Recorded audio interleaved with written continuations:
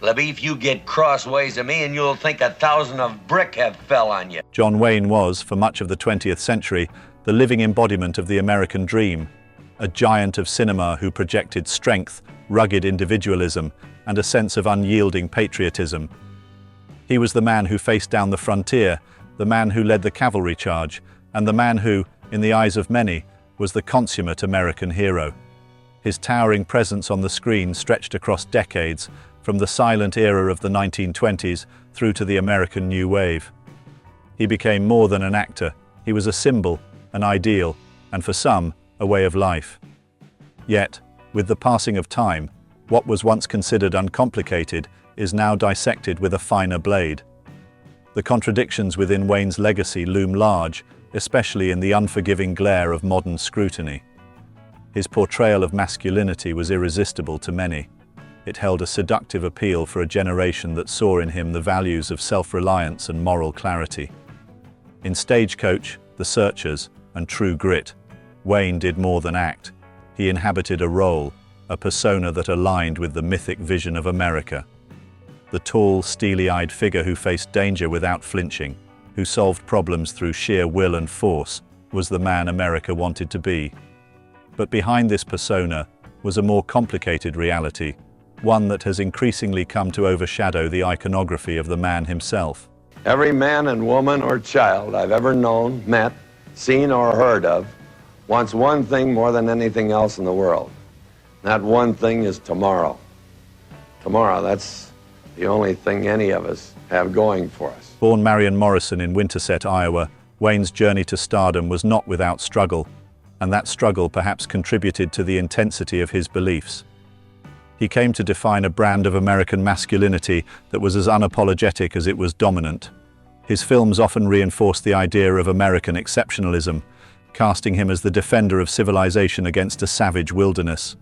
His characters epitomized the individualistic spirit of the West, yet this very mythology was built upon a foundation of selective memory, one that ignored the cost of that civilization for others. It is no coincidence that Wayne, like many of his generation, was a staunch defender of conservative ideals. He was not simply a man of his time, he was a man who actively shaped the times around him. I know I'm asking a question. No, well, I want to be very, I'm sorry to slow down the interview, but I think that the two things. One, that I think he would have been the finest painter in the country because he knew how to use his paints, his people, his compositions were all magnificent. His vocal support for the Vietnam War, his leadership in the Motion Picture Alliance for the Preservation of American Ideals, and his association with the House Un-American Activities Committee were not passive political alignments. These were positions he embraced with fervor.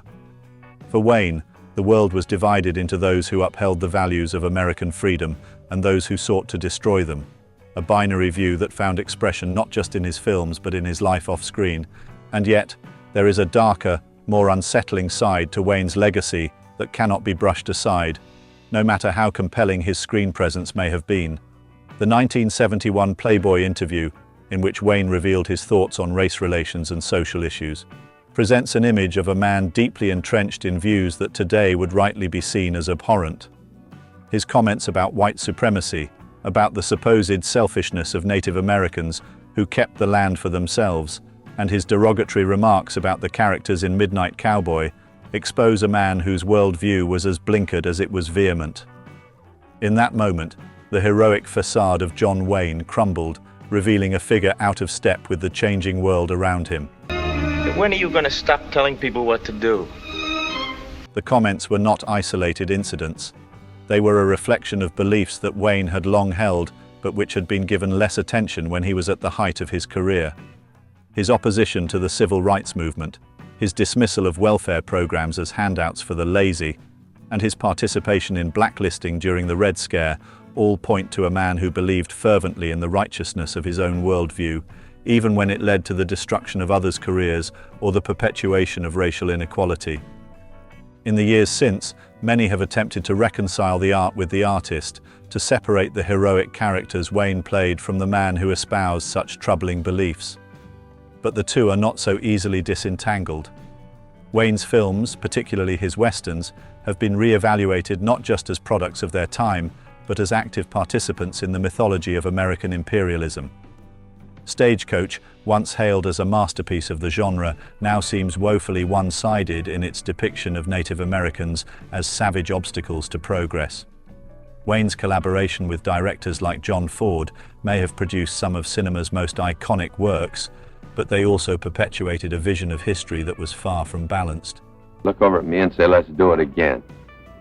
And now I become conscious that he's certainly paying a lot of attention to me with that scene going on over there. So finally I did, and he says, cut! Duke, you're dabbing your face. Can't you wash? Yet, it would be too simple to paint Wayne as merely a product of his era, a man whose views can be excused by the time in which he lived. His conscious involvement in shaping American public opinion, particularly during the Cold War, suggests a man who was fully aware of the power he wielded and the influence he had. His decision to star in and direct The Green Berets, a film that overtly supported US intervention in Vietnam, was not the act of an indifferent performer, but of a man deeply committed to his beliefs, regardless of the cost.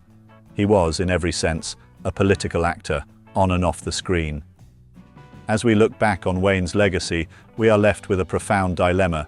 He was undeniably one of the most talented and captivating actors of his generation, and his contributions to American cinema cannot be erased. His performances, particularly in The Searchers, where he plays a man consumed by hatred, offer a glimpse into his ability to convey complex, even troubling characters. But his off-screen persona, the public figure who supported McCarthyism, who believed in the superiority of one race over another, and who saw dissent as treason, cannot be ignored. To remember John Wayne is to remember not just the myth, but the man. It is to acknowledge that his legacy is stained by the very ideals he once upheld so proudly. His vision of America, while celebrated by many in his time, is now understood as a deeply flawed one. The image of Wayne, rifle in hand, staring down the horizon, may still resonate with those who yearn for simpler times. But for others, it is a reminder that those simpler times were far more complicated, far more unjust than Wayne's films ever acknowledged. In the end, Wayne's story is not just the story of a man, but of a nation. He was a product of its dreams and its delusions, its triumphs and its failures. His legacy, like that of America itself, is one that must be confronted, not with nostalgia or rose-colored glasses, but with a clear-eyed understanding of the contradictions at its heart. Wayne may have been larger than life, but in the cold light of history, he was all too human.